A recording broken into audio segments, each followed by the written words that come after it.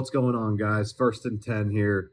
We're going to jump into the next segment here. And what we got right now is the top 10 NFL teams, according to me. Each team will have a crucial stat with it to go along with the team that I had chose. At number 10, we're going to start with the Los Angeles Chargers. They're sitting at 5-3. They're only allowing 12.6 points per game. I believe that's first in the league right now. If they could just continue to get the running game going, and I think they would be all right. I don't see the consistency. I see the consistency on the defense, not the offense. Number 9, Atlanta at 6-3. They cannot pressure the quarterback. They are last in the league in sacks. Cousins has a 101 QBR. Like I said, 6-3 in the NFC South is pretty good. They will make the playoffs. I think Drake London is great. I think Kyle Pitts is now into the scheme down there in Atlanta. If Kirk Cousins doesn't get injured, it's probably a 10-win team. I think they can beat you in a lot of different ways, but until they start pressuring a quarterback, I mean, they could probably be higher on this list. Until then, I don't see the good rhythm with Atlanta. I see the hope. I see the morale in the locker room, but I think Raheem Morris has turned that team around drastically. Finally, good to see winning culture in Atlanta. I think Kirk Cousins, as long as he's healthy, you guys are going to be good. Number 8, I have the Minnesota Vikings at 6-2. The first 5 games they've allowed 47 points allowed in the first 5 games. The last 3, they've allowed 74. In the last 3 games, they've allowed 74 points. They're 1-2. They started out 5-0 when they allowed 47 in 5 games. So that leads me to believe again what I've been saying about Sam Darnold. I don't trust him in big spots. If he's trailing, he's not the same quarterback. I don't trust him without a lead. If he has a lead, I like him. Justin Jefferson on the perimeter, it's tough to match up with him. But if you're trailing in a big game, I don't trust him. You seen exactly what I said the other week. If he's trailing in a game, he is not the same quarterback. So like I said, the statistics are right here. So number 7, we got the Philadelphia Eagles. They snuck into the top 10 this week. 6-2. They have 174 rushing yards per game. I think that's only behind Baltimore at this point. Saquon Barkley has totally changed the culture in Philadelphia, and he's saving Nick Sirianni's ass at this point.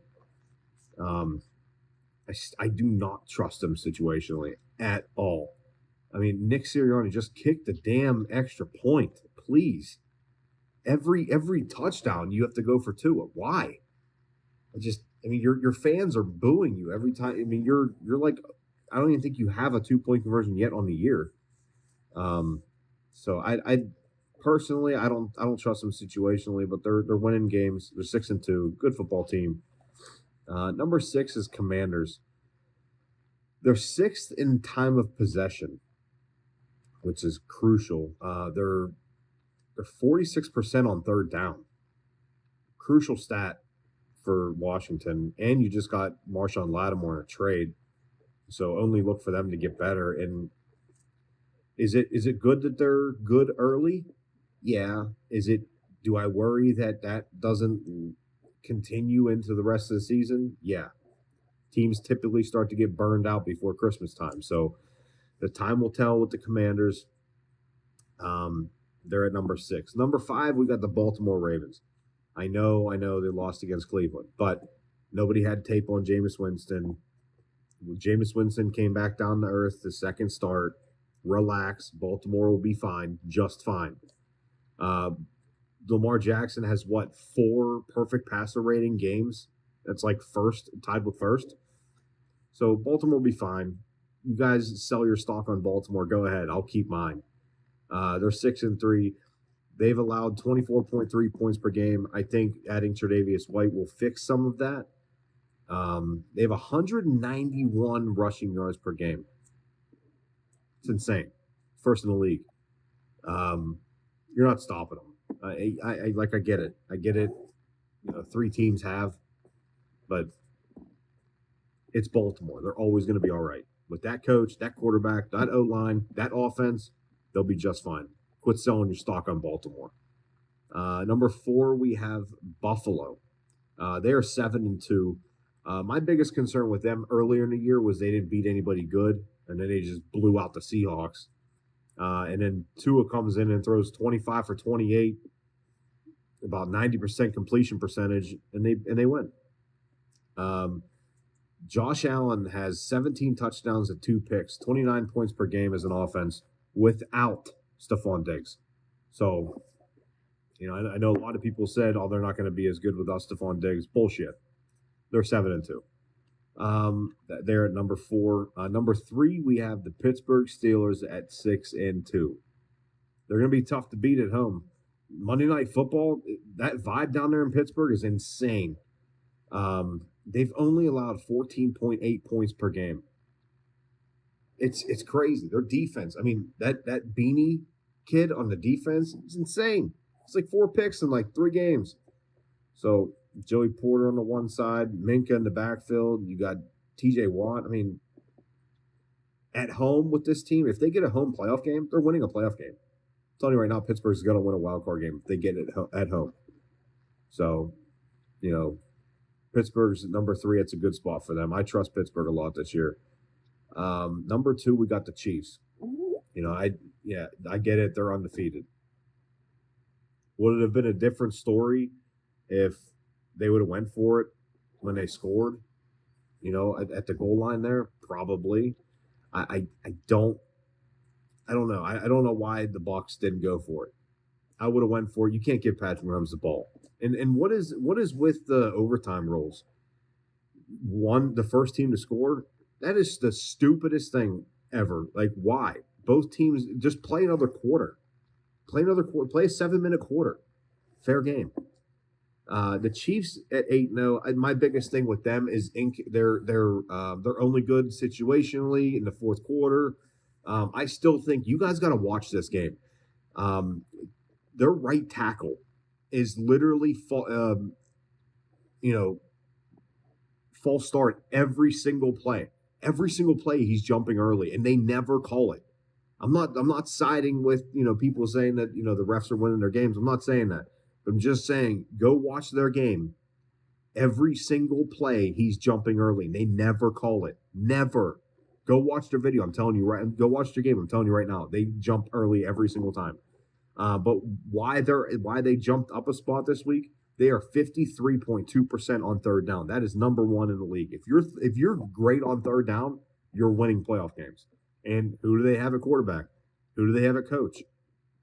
Second best O-line in the league. I mean, and you got the best defensive coordinator in the league. So I don't see the Chiefs going anywhere unless something drastic happens, like a Patrick Mahomes injury or something. But besides that, they're probably going to make it to the AFC Championship game or probably the Super Bowl. Number 1, Detroit Lions. Lions would cook the Chiefs if they played right now.